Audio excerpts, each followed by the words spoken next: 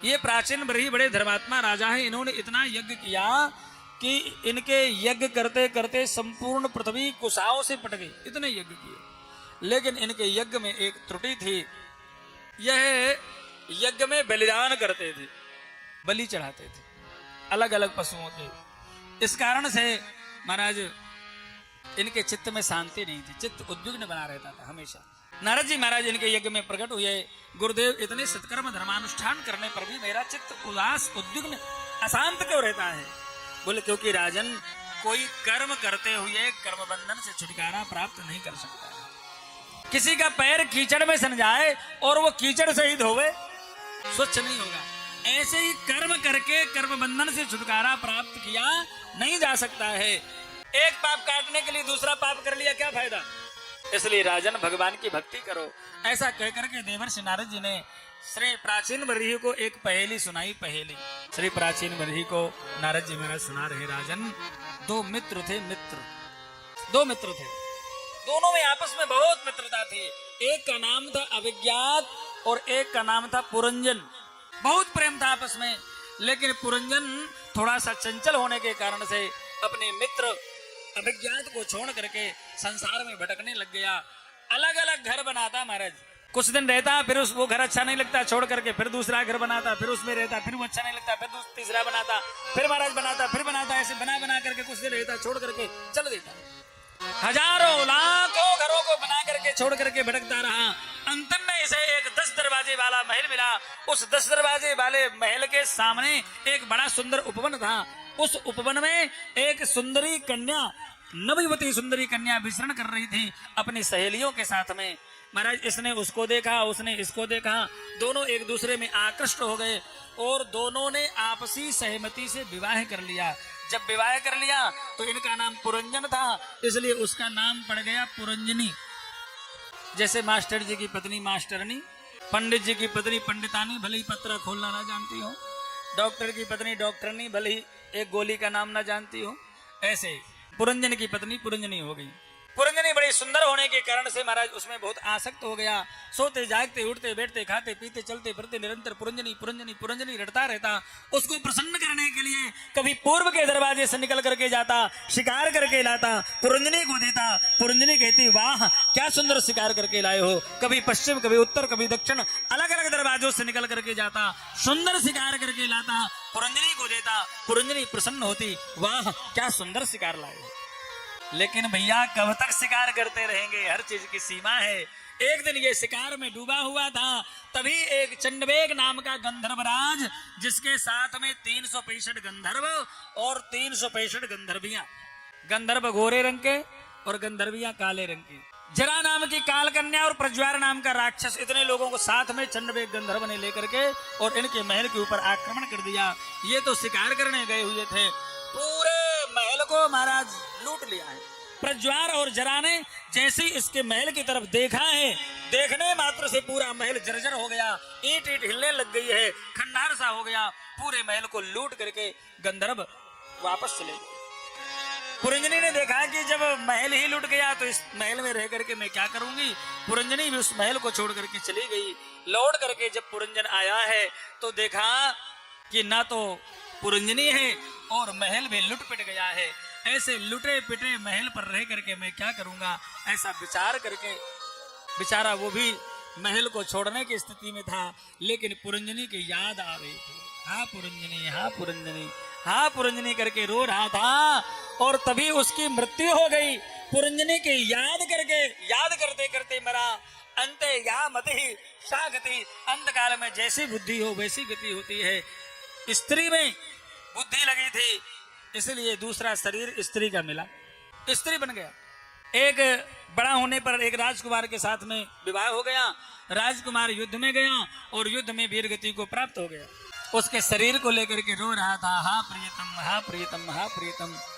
तभी वही पुराना सखा, वही पुराना मित्र अभिज्ञात वहीं से निकला। उसने देखा, अरे ये तो मेरा मित्र पुरंजन है, यहाँ पर किसी की पत्नी बन करके रो रहा है। महाराज वो आए और आकर के हाथ पकड़ के उठाया, चल तू ना तो किसी का पति है ना किसी की पत्नी है, तू तो मेरा शाश्वत मित्र है, चल मेरे साथ में। हाथ पकड़ करके और उठा करके महाराज ले करके चले गए। उसे अपने पुरंजन स्वरूप का याद स्मरण आ गया और पुनः अपने मित्र के साथ में आनंद से विचरण करने लग गया, सुखी हो गया, मौज में हो गया, आनंद में हो गया। श्री देवर्षि नारद जी महाराज ने पूछा, प्राचीन वरही कुछ समझे? बोले गुरुजी कुछ समझ में नहीं आया, पुरंजन पुरंजनी पुरंजन पुरंजनी बस इतना ही समझे।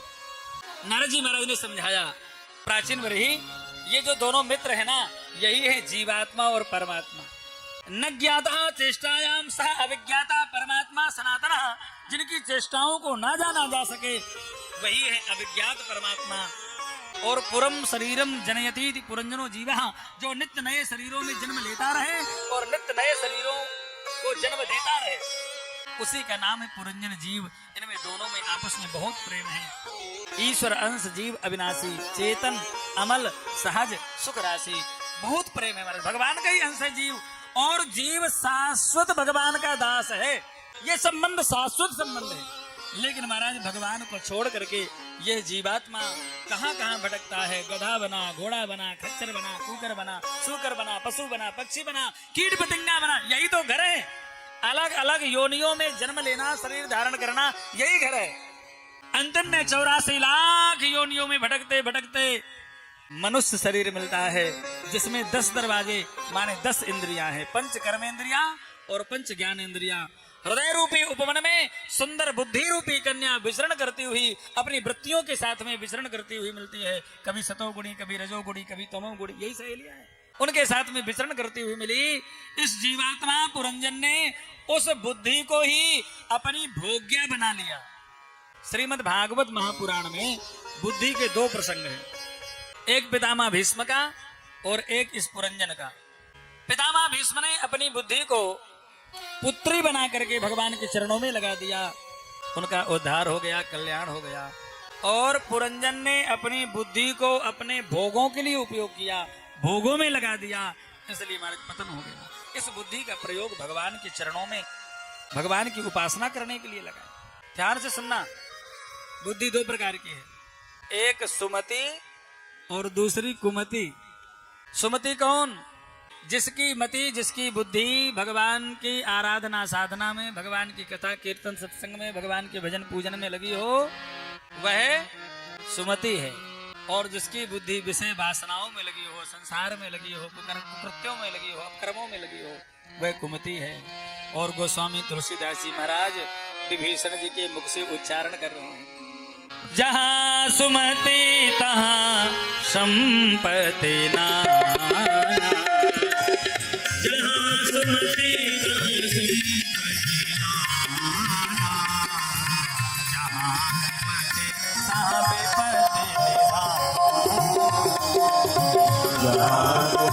तहाँ विपत्ति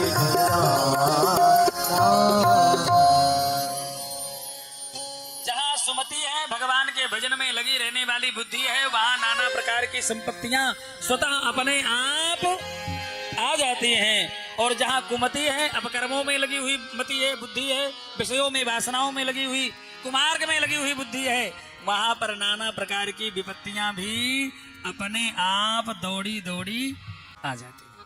अब आपको निर्णय करना है कि संपत्तियों में रहना है कि विपत्तियों में रहना है। इस पुरंजन ने बुद्धि को अपनी भोग्या बना लिया, भोगों में लगा दिया। कभी नासिका के दरवाजे से निकल करके जाता, सुगंधी का शिकार करके लाता, बुद्धि को देता, बुद्धि प्रसन्न हो जाती, वाह क्या सुंदर शिकार लाए हो। कभी नेत्रों के दरवाजे से निकल करके जाता, दृष्टि का शिकार करके लाता, बुद्धि को देता, बुद्धि कहती क्या सुंदर दृश्य दिखाया है। कभी कान के दरवाजे से निकल करके जाता, शब्द का शिकार करके लाता, बुद्धि को देता, बुद्धि कहती वाह क्या सुंदर शिकार लाए हो। लेकिन भैया कब तक इन इंद्रियों की भी सीमा है। एक उम्र आने के बाद में ये इंद्रियां भी काम करना बंद कर देती है। हाँ, ये विषयों में डूबा हुआ था। कौन?